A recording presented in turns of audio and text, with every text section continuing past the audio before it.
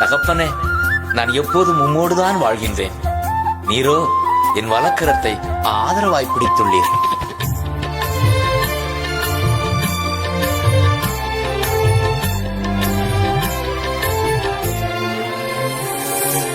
உம்மோடுதான் எப்போதும் நான் வாழ்கிறேன்.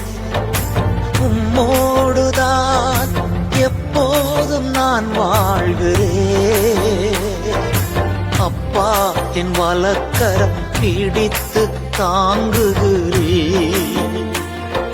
அப்பா என் வலக்கரம் பிடித்து தாங்குகிறேன். நன்றி ஐயா, நாள் முழுதும் நல்லவரே வல்லவரே.